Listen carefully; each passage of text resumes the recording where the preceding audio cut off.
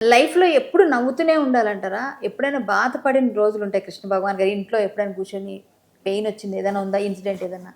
ఇది కాలేజీలో ఉన్నప్పుడు ఒక ఫ్రెండ్ అడిగేవాడు, ఎప్పుడు ఇలా నవ్వుతూనే ఉంటుందా, నువ్వురే నవ్వుతూనే ఉంటావా జీవితం అంతా అని. అప్పుడు తెలియక అనేవాడిని. అయితే తెలిసినా తెలియకపోయినా ఇప్పుడు వరకు ఈ ఏజ్ వరకు నవ్వుతూనే గడిపేశాను, సరదాగానే గడిపేశాను. దానికి కారణం అజ్ఞానం ఎక్కువ ఉంటుంది. ఒకటే చెప్తున్నా, నేను అజ్ఞాని కాబట్టి క్వశ్చన్ అడిగాను అన్నట్టు చెప్పారు. ఇదైతే నిజం. నాకు ఆయనతో మాట్లాడడం అసలు ఏమంటారు చూసారు, హనుమంతుని ముందు కుప్పు గింతలని అబద్ధాలు చెప్పవు. లేదు నిజం. మీరంటేనే అసలు ఫస్ట్ నేను ముందు వచ్చి కూర్చొని టెన్షన్ ఎట్లా పడుతున్నా. ఎందుకు మనం బోల్డ్ యాక్ట్ చేసాం కదా. మీరు ఎంతవరకు చదివారు? నేను కాకినాడలో చదివేవాడిని. ఇంటర్మీడియట్ కాకినాడలో చదివాను. మా ఊరు ఇంచుమించు కైకోలు, మా ఊరు దగ్గర దగ్గర. అక్కడ బాగా చదివేస్తున్నా అని చెప్పి హైదరాబాద్లో జాయిన్ చేశారు డిగ్రీ. బాగా చదువుతున్నాడు వీడని.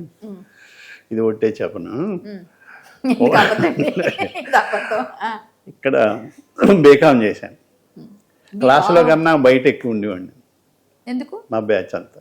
క్లాసులో ఏముంటుందండి, బయట ఊరికే తిరుగుతూ టీలు తాగటం, జోకులు ఇవన్నీ వేసుకున్నాం.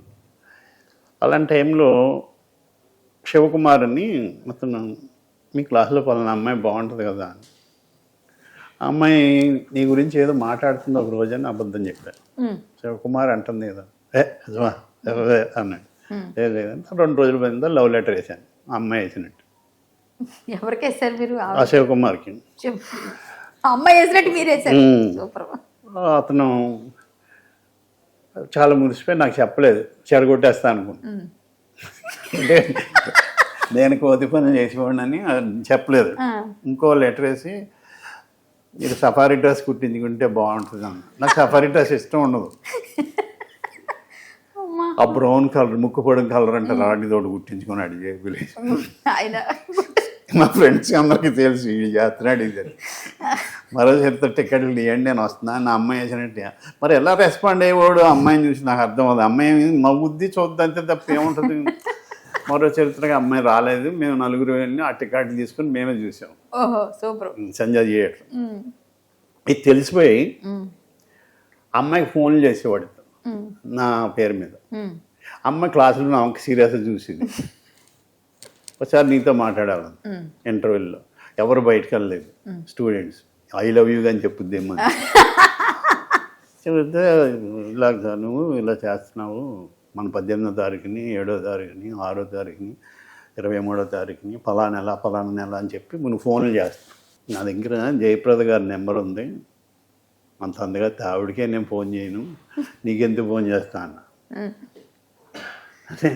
లేదు నువ్వే. అది కంటిన్యూ అయింది. ఎగ్జామ్స్ అయిపోయినాయి, అమ్మాయి వెళ్ళిపోద్ది, నేను ఇలా వెళ్ళిపోతాను. ఇంకా ఎండింగ్ ఆఖరి రోజు మాట, మనం విడిపోతున్నాం, మళ్ళీ ఎప్పుడు కలవకపోవచ్చు జీవితంలోని. ఆ ఫోన్ మట్టుకు నేను చేయలేదు, లేదు నువ్వే చేసావని వెళ్ళిపోయాను. ఇప్పుడు చెప్తున్నాను, ఆ ఫోన్ మట్టుకు నేను నీకు చేయలేదు, ఇంటర్వ్యూ ద్వారా చెప్తున్నాను.